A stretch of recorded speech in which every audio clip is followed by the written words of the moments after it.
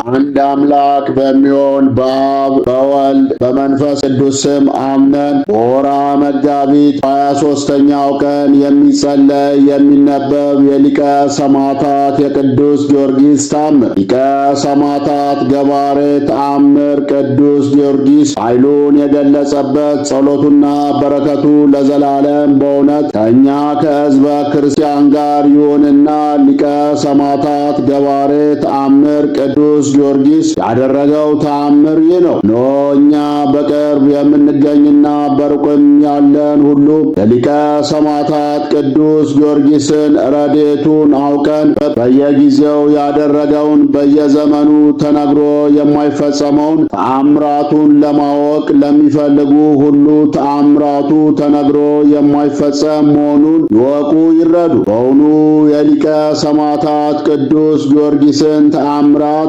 ተናግሬ ፈጽማለሁ የሚል ማን ነው? በዚያ ዘመን አረማውያን ቢላቆልያ በሚሰኝ ላይ ጦርነት አወጁ። በዚያችም አገር ላይ የተባረከች ሚስት ያለችው ቢፋሞን የተባለ አንድ ደግ ሰው ነበር። እነርሱም መልካም ሥራ በመስራት የታወቁ ነበሩ። ልጅ ባለመውለዳቸውም እያዘኑ ይኖሩ ነበር። በኃያሉ ቅዱስ ጊዮርጊስ ስም ቤተ ክርስቲያን አሳንጸው በየዓመቱ በዓሉን እያከበሩ ካህናትንና ነዳያንንም እየሰበሰቡ በሚቻላቸው ሁሉ ለታረዙት እያለበሱ ለተራቡትም ይመግቡ ነበር። እግዚአብሔር በቅዱስ ጊዮርጊስ አማላጅነት ልጅ ይሰጣቸው ዘንድ ይለምኑት ነበርና ልጅ ሲወልዱ ስሙን ጊዮርጊስ ብለው ሰየሙት። ንዑድ ክቡር ቅዱስ ጊዮርጊስን እጅግ ይወዱት ነበር። በዓሉም በደረሰ ጊዜ ለነዳያን ታላቅ ደስታ ያደርጋሉ። ልጃቸው ጊዮርጊስም ወገቡን ታጥቆ ነዳያንን ያገለግላቸው ነበር። ባደገም ጊዜ በዚያች ክርስቲያን አገር ዲቁና ሾሙት። መልኩ ያማረ ለአገልግሎቱም ጥሙድ ሆነ። አስቀድመን እንደተናገርነው አረማውያን ጦርነት ባነሱ ጊዜ የዚያች አገር ንጉሥ እግረኛና ፈረሰኛ ጦር ለማዘጋጀት ፈልጎ በየአገሩ ሁሉ አዋጅ ሲነገር ወደ ቢፋሞንም መልእክት ላከ። እርሱም አርበኛ የጦር ትምህርት የተማረ ነውና፣ ዳሩ ግን ሰውነቱ አርጅቶ ነበር። ልጁ ጊዮርጊስንም በእርሱ ፈንታ ይልክ ዘንድ አስገደዱት። ለቅዱስ ጊዮርጊስ አደራ ሰጥቶ ለነዳያን ምግብ ጋብዞ እንደ ቀድሞ ሰጣቸውና ልጁ ጊዮርጊስን ወደ ጦር አዛዡ ይዘውት ሄዱ። በቢርፋ ሜዳም የሁለቱ ወገን ጦር ሰራዊት ተዋጉ። ደም እንደ ውሃ ፈሰሰ። አስቀድሞ ለቢርፋን ዳግመኛም ለአማ ጊዮርጊስና ለልጁ ወልደ ጊዮርጊስ በጠና ታሞ ሳለም ቅዱስ ጊዮርጊስ ተአምራትን አደረገ። አማ ጊዮርጊስም እኔ ዝክርን እንደማድረጌ በቢርፋም አምሳል በአማላጅነት ወለድሁት፣ በስምህ ሰየምሁት፣ ስለምን ልጄን አታስነሳልኝም በማለት እያለቀሰ ጸለየ። እንዲህም እያለቀሰ ሳለ እናቱ ጨዋ አባት ወዴት አለ አለችው። የሞተው ወልደ ጊዮርጊስ ተነስቶ እጅና እግሩ ተንቀሳቅሶ በጣቶቹ ለእናቱ አመለከታት። አባቱና ዘመዶቹ ሁሉ ተደሰቱ። በዚህም ዕለት በቅዱስ ጊዮርጊስ አማላጅነት በተደረገው ተአምር ታላቅ ደስታ ሆነ። እኛንም እንዲሁ ያስደስተን ለዘላለሙ አሜን። በዚህ ዕለት በተደረገው ጦርነት ምርኮ ለቅሶና ዋይታ ምን አንደበት ሊናገረው ይችላል? የቢርፋም ልጅ ጊዮርጊስም በዚሁ ጦርነት ተማረከ። ጌታውም ወጣትነቱንና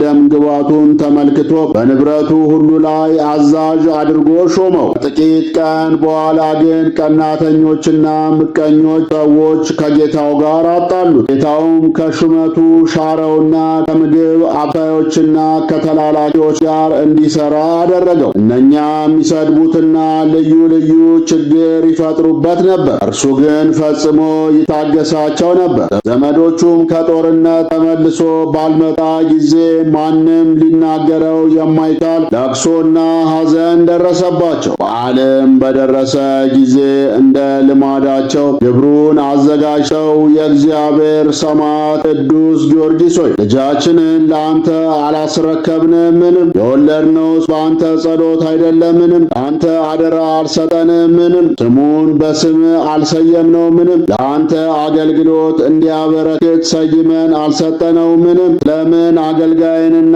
ሰራተኛን አልሰወረውም? በማለት በሐዘንና በለቅሶ ይገቡና ይወጡ ጀመር። ዳግመኛም ከአንተ ዘንድ የተቀበልነው ባላደራነት ወዴት አለ? ርኅራኄ ወዴት ነው? ኃይልና ጽናትስ ወዴት አለ? እያሉ ያለቅሱ ነበር። ልጁም ባለበት በዚህች ዕለትና ሰዓት የቅዱስ ጊዮርጊስ በዓል መሆኑን አውቆ በለቅሶና በሐዘን ደረቱን እየደቃ እግዚአብሔር ያከበረ ሊቀ ሰማዕታት ቅዱስ ጊዮርጊስ ሆይ እኔን አገልጋይህን ዘመዶቼና ወገኖቼ ለአንተ አደራ ብለው አስረከቡኝ። ሁል ጊዜ ለቤተ ክርስቲያን አገልግሎት የበረታው አይደለሁምን? እግዚአብሔር ያከበረ ሊቀ ሰማዕታት ቅዱስ ጊዮርጊስ ሆይ ዘመዶቼ ሲገቡ ሲወጡ የኔን ጓደኞች ያዩና ድምፃቸውን ሰምተው የኔን ድምፅ ሳይሰሙ ሲቀሩ በልባቸው ምን ይሰማቸው ይሆን? አባቴና እናቴ በልባቸው ምን ይሉ ይሆን? ይልቁንም እናቴ እንግዶቹን ተቀብላ ግብዣውን ስታቀርብላቸው ጊዜ እኔን ከእነርሱ ጋር ሳታየኝ ስቀር ምን ይውጣት ይሆን? እንደኔ ያሉ ዲያቆናት ልብሰ ተክህኖ ለብሰው ሲቀድሱ፣ ሲያቆርቡ፣ ሲወጡ ሲገቡ እኔን ከመካከላቸው ስታጣኝ ምን ትሆን ይሆን? እግዚአብሔር ያከበረ ሊቀ ሰማዕታት ቅዱስ ጊዮርጊስ ሆይ አደራ ብላ የሰጠችን ከተስፋዋ አታሳፍራት በማለት እያለቀሰ ጸለየ። እናቱም ወየውልኝ ለኔ የዕድል ገጠመኝ እናት ተብዬ ባልተጠራው ይሻለኝ ነበር። ልጅ ከመውለድ ማጸኔ በተዘጋ ጡቶቼም ወተት ከማጥባት ቢነጥፉ በተሻለኝ ነበር። የልጄ ስሙ ለአፌ የሚጥም የዓይኖቼ ብርሃን በሕይወት ካሉት ወይስ ከሞቱት ጋራ በመሬት ተቀብረ ወይስ ሥጋን የሰማይ አዕዋፋት በሉት ወይስ የዱር አራዊት ሥጋን ተከፋፈሉት? በሁሉ ዘንድ የምታስደሰይ ልጄ ሆይ በእኔና በአንተ መሃል ምን ለያየ? በማለት ደረቷን እየደቃች ቅዱስ ጊዮርጊስን እየተማጸነች መሬቱን በእንባዋ ታርስ ጀመር። ወልደ ጊዮርጊስ እንዲሁ በጌታው ስለሚደርስበት በደል እያለቀሰ ተቀምጦ ሳለ አንድ ቀን ያገሩ ታላላቅ ሰዎችና ብዙ ሕዝብ ተሰብስበው በግብዣ ላይ መጠጥ እየቀዳላቸው ሳለ አንድ ፈረሰኛ የግብዣውን አዳራሽ ሰንጥቆ መቶ እንዳይን ጥቀሻ ወልደ ጊዮርጊስን ከመካከላቸው ከነጠጅ ገንቦ ወስዶ በፈረሱ በሰዋላ ላይ አፈናጦ አስቀምጦ ቤተ ክርስቲያን አድርሶት ከእርሱ ተሰወረ። ቤተ ክርስቲያኑ ጠባቂም ከእንቅልፉ ነቅቶ በአረማውያን አምሳል ያን ጎልማሳ ቆሞ ባየው ጊዜ ታላቅ ቃል ጮኸ። አገሩም ሰዎች ጩኸቱን ሰምተው መጥተው ያን ጎልማሳ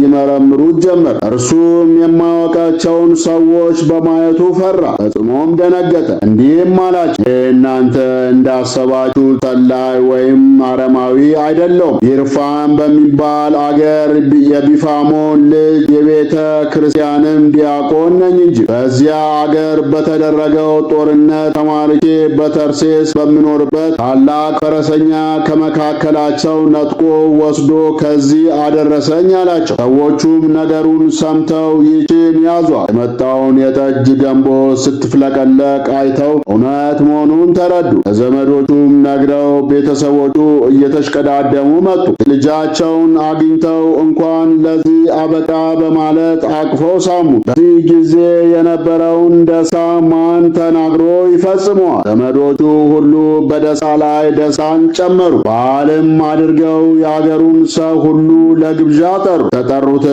እንግዶች ብዙ ፍሪዳ አርደው በማቅረብ ማዕዱን አዘጋጅተው መብሉንና መጠጡን አቀረቡ። ወልደ ጊዮርጊስም በገንቦ ይዞ ከመጣው ጠጅ ያጠጣቸው ነበር። ይህም የንጹሕ መስተጋድል ቅዱስ ጊዮርጊስ ተአምርን ለማጠየቅ በነቢዩ በኤልሳ ዘመን ዱቄቷ እንደበረከተላት በበለት ትሩፋት አይነት ገንቦ ሳይጎድል ሳይቀዘቅዝ የተፍለቀለቀ ወልደ ጊዮርጊስ ጠጁን ይቀዳላቸው ነበር። ገንቦው ጠጅ ሳይጎድል በመብላትና በመጠጣት በተድላና ደስታ ለ7 ቀናት ቆዩ። ይህንንም ተአምር ያየና የተመለከተ ከጠጁም ሲጠጣ የቆየ ሁሉ ይህንን የመሳሰለውን በጎ ጸጋ ለሚሰጥ እግዚአብሔር ምስጋና አቀረቡ። ዜናውም በያው በየአውራጃው ተሰምቶ ሰዎች እየመጡ ያንን ገንቦ እየተመለከቱ የእግዚአብሔርን ልዩ ጸጋ ያደንቁ ነበር። ወልደ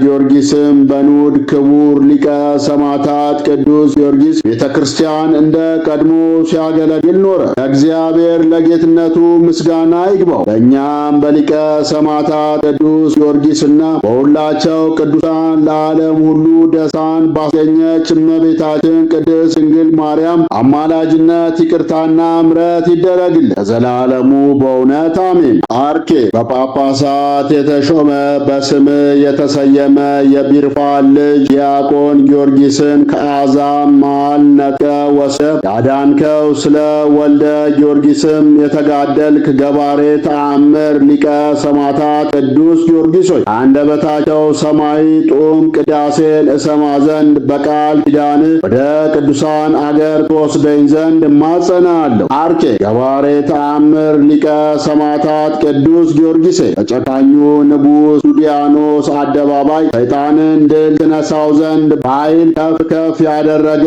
ልዑል እግዚአብሔር ይመስገንና ቅዱስ ሰውነትን ግን በወፍጮ የፈጩት እህል ነውን? ወይስ በነደደ እሳት የፈተኑት ወርቅ ነውን? የሊቀ ሰማዕታት የቅዱስ ጊዮርጊስ ረድኤት በረከቱ ይደርብን፣ በጸሎቱ ያስምረን፣ ጥበቃው አይለየን። አነሳስቶ ላስጀመረን አስጀምሮ ላስፈጸመን ለልዑል እግዚአብሔር ክብር ምስጋና ይግባው። ወስብሐት ለእግዚአብሔር ወለወላዲቱ ድንግል ወለመስቀሉ ክቡር። ይቆየን።